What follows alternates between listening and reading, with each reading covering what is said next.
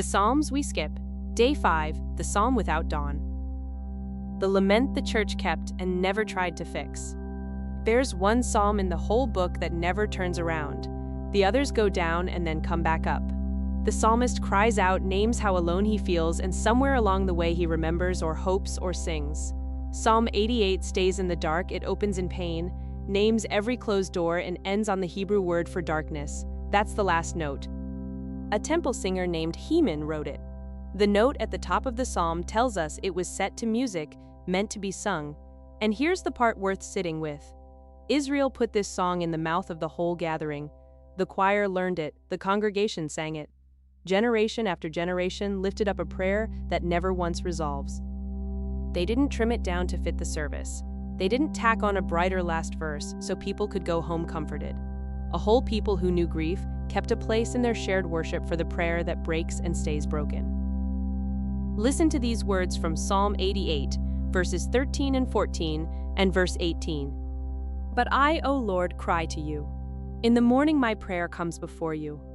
O Lord, why do you cast me off? Why do you hide your face from me? You have caused friend and neighbor to shun me. My companions are in darkness.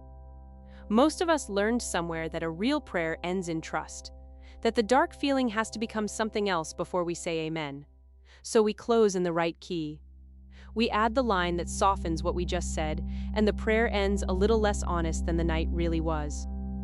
What Israel did with this psalm corrects that instinct for the whole community at once. They sang the unresolved prayer together. They wrote it into the songbook and passed it down. The same people who knew the praise songs by heart also kept this one in their mouths, a song with no turn, sung out loud in the same room where everyone else's grief was sitting. To belong to that people was to know you could come to worship with nothing, and the gathering already had a page for you.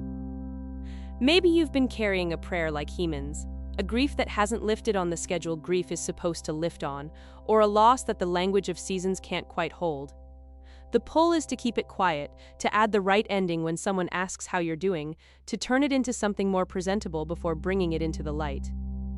The Psalms aren't asking for the cleaned-up version. By keeping Psalm 88 in the Assembly's songbook, a whole community made room for the prayer just as it is, the dark, midnight prayer sung out among the people, still spoken to the Lord even when the Lord's face is hidden. The psalm never reaches toward mourning. It reaches toward God in the dark, and the people who sang it called that faith too.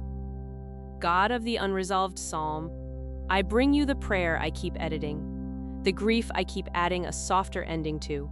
Let me say it in its own dark words, without smoothing the edge. You're not afraid of what I'm afraid to say. Keep me here in your presence, even if I never find the turn. Even here, I'm still speaking to you. Amen.